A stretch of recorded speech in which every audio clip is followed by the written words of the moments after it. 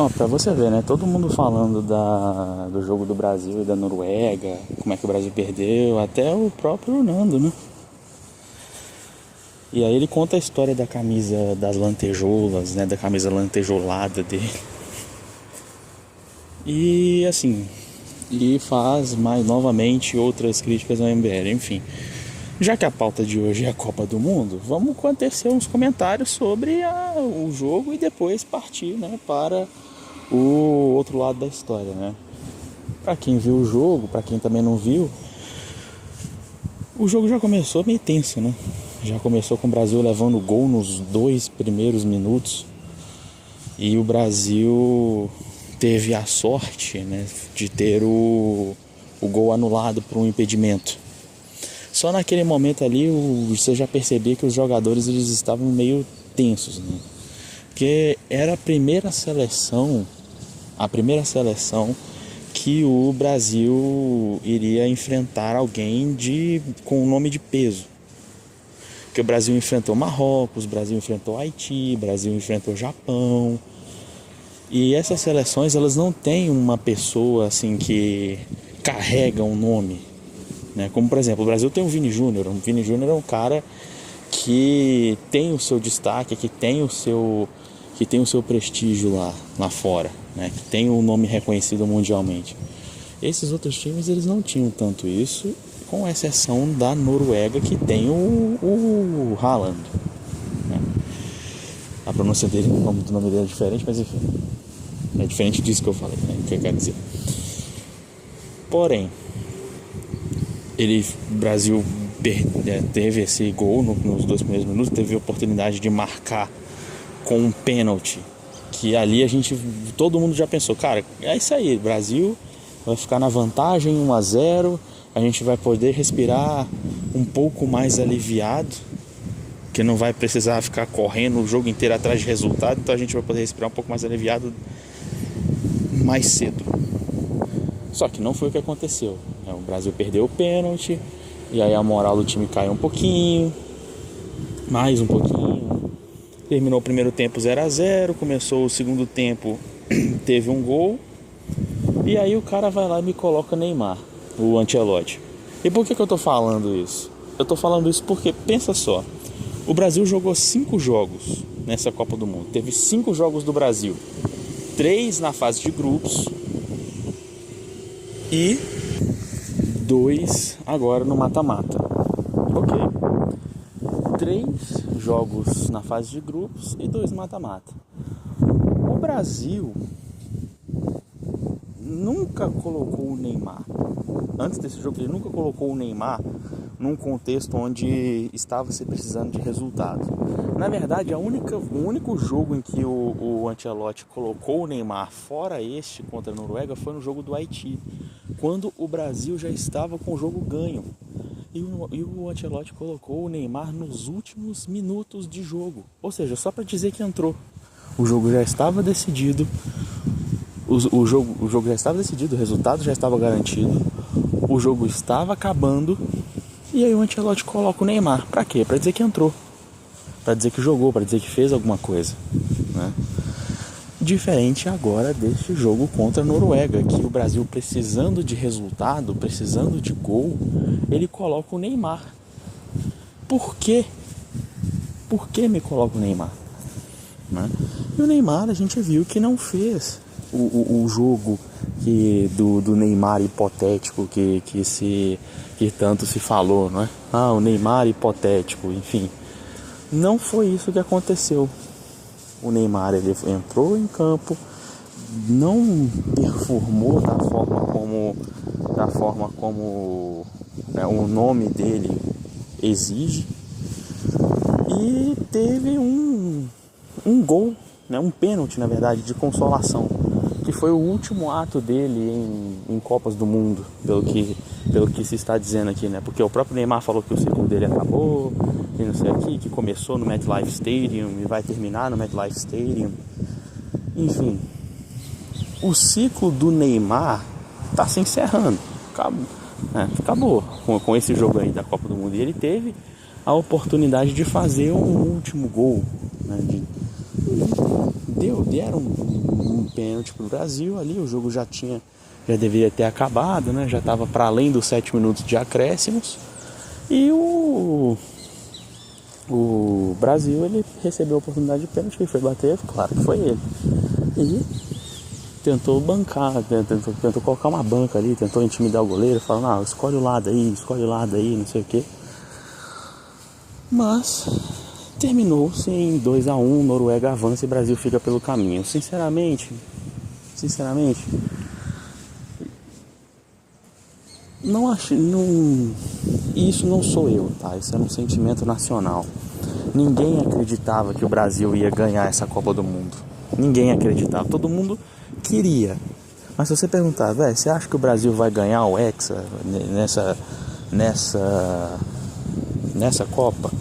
Aí eu falo, cara, não vai, não sei o que, papapá. E realmente, cara, se você parar pra pensar que o Brasil ele tava passando sufoco desde o primeiro jogo contra o Marrocos, sabe?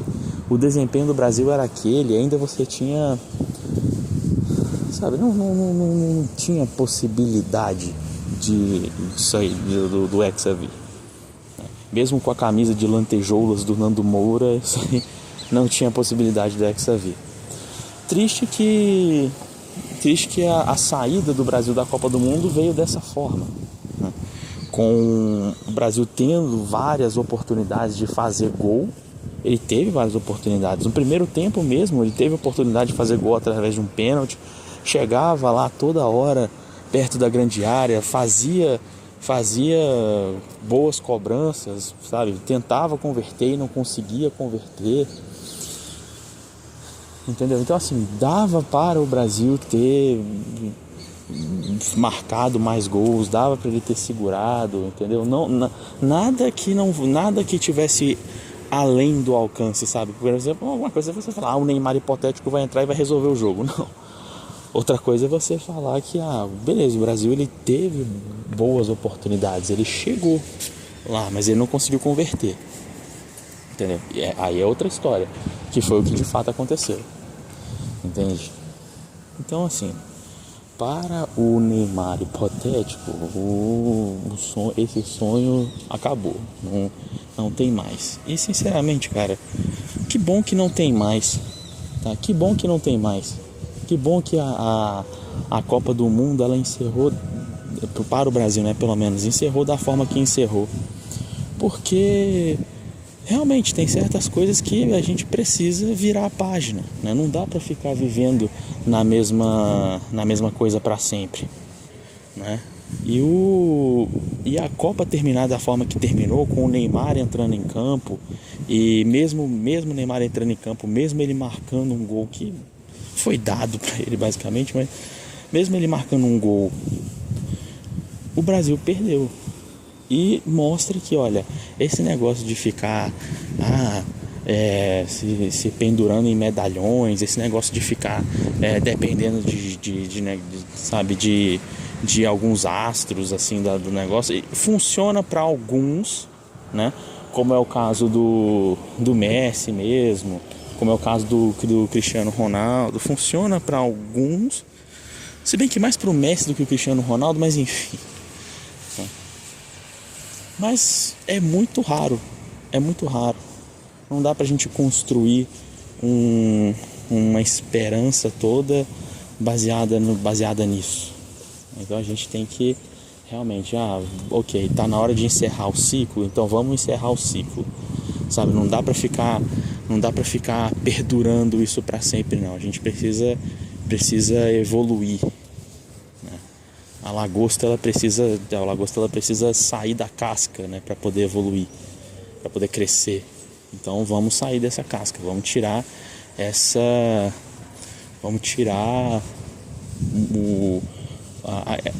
os problemas, essas questões do caminho, para que a gente possa pensar num hexacampeonato lá em 2030, né, que agora tá muito longe, né? Parece muito longe, mas às vezes não. 2030 tá logo ali. Eu lembro perfeitamente, eu lembro da Copa de 2000, eu lembro da eliminação da Copa de 2022 como se fosse ontem. Parece que foi ontem. 2022, a gente já está em 2026, ou seja, já estamos na outra Copa, sabe? Então, vamos torcer, né? É o que resta para nós torcedores. E agradecer que novos ciclos estão vindo por aí. Agora falando de Nando Moura, voltando para a programação normal do canal, voltando para essas coisas, o que a gente tem, né? Temos mais do mesmo. As mesmas falas, as mesmas coisas, Marcelo Brigadeiro, Beth, Danilo Gentili, essas coisas, e com um foco um pouco mais intenso nas bets. Eu tenho um vídeo em que eu falo sobre bet aqui no canal, o nome dela é Betinha, inclusive, mas sobre isso, tá? E principalmente no que concerne ao Marcelo Brigadeiro. Nunca é demais lembrar que o Nando Moura, toda vez que ele fala do Marcelo Brigadeiro, toda vez que ele bate no Marcelo Brigadeiro, toda vez que ele faz propaganda contra, não é demais lembrar, tá? Realmente não é. Ele, toda vez que faz isso, se coloca em uma posição muito complicada. Por quê? Porque o Marcelo Brigadeiro já foi amigo dele. Marcelo Brigadeiro já vendeu produto com ele. Marcelo Brigadeiro já foi fechamento, vamos dizer assim, né, dele. E toda vez que o Marcelo Brigadeiro toda vez que o Nando Moura, né, vem a público e fala alguma coisa do Marcelo Brigadeiro, fala, o cara saía com prostituta, o cara roubava dinheiro, o cara ele vendia droga, o cara levou traficante do Morro Santa Marta, não sei o que.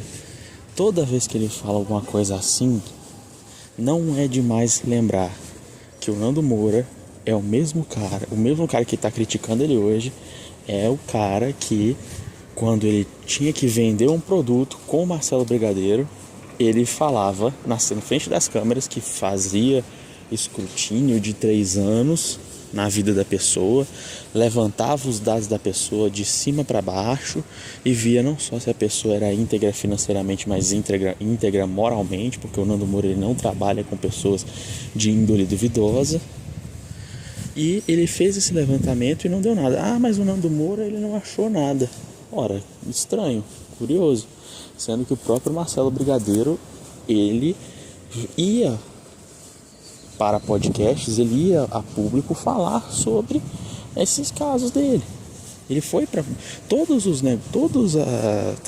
os vídeos que o Nando Moura utiliza sobre o Marcelo Brigadeiro, fala do Marcelo Brigadeiro, sobre o negócio de bet, sobre o negócio de Morro Santa Marta, sobre o negócio de lança-perfume, enfim, tudo isso são vídeos que o próprio Marcelo Brigadeiro divulgou na internet.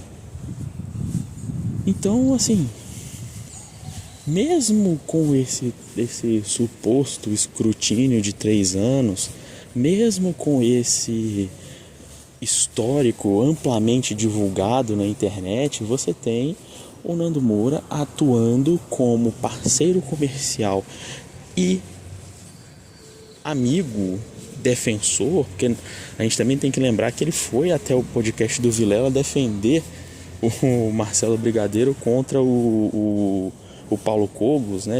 O Nando Moura falando, eu tô aqui, eu tava lá na minha casa tomando banho. Eu estava tomando banho na minha casa e assistindo ao podcast. E aí, quando eu vi o que o Paulo Cogos estava falando, eu vi que o Marcelo Brigadeiro estava meio sem reação, não sei o que, eu falei, não, eu tenho que ir lá. Ele se levantou e foi.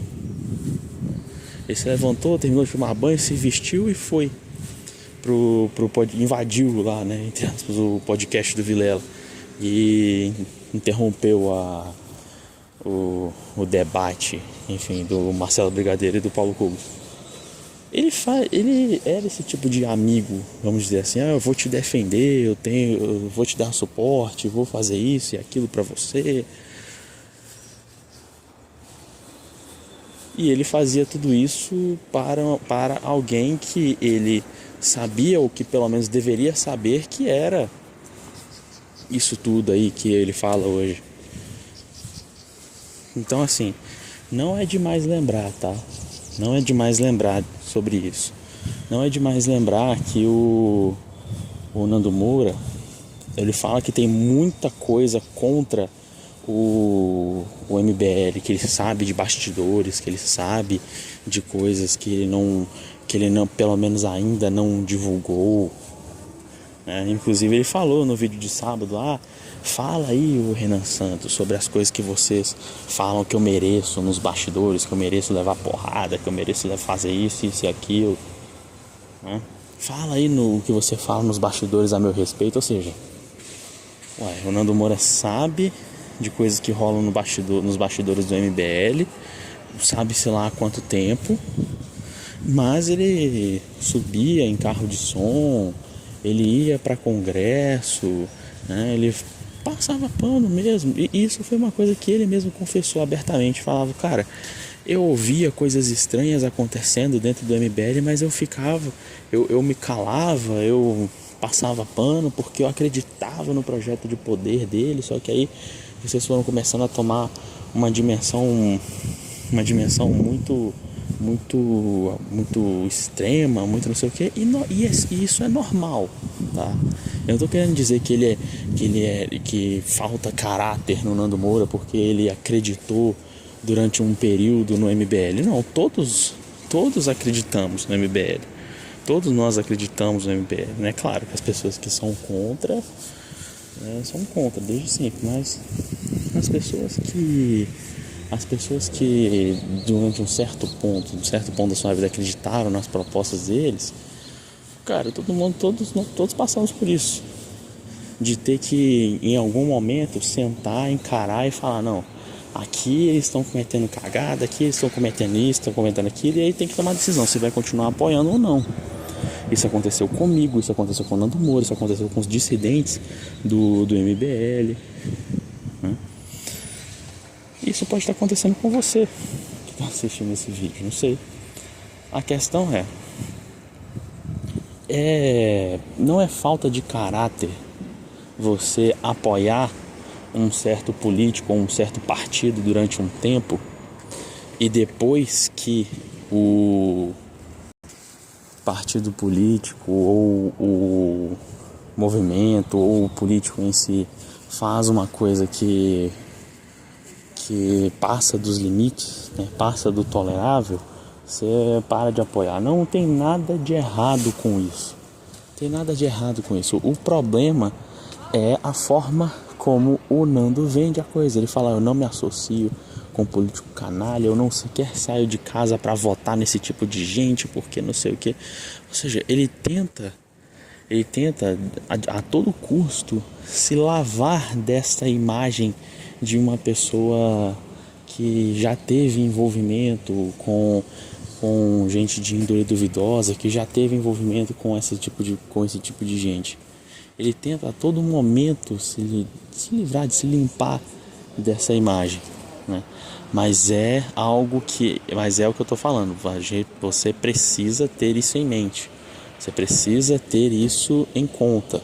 Toda vez que o Nando Moura fala de algum ex-amigo dele, toda vez que ele fala de algum desafeto com que ele teve em relação antes, lembre-se que ele não é essa figura tão puritana quanto ele se coloca. É sempre importante se lembrar disso. Enfim, é isso para hoje.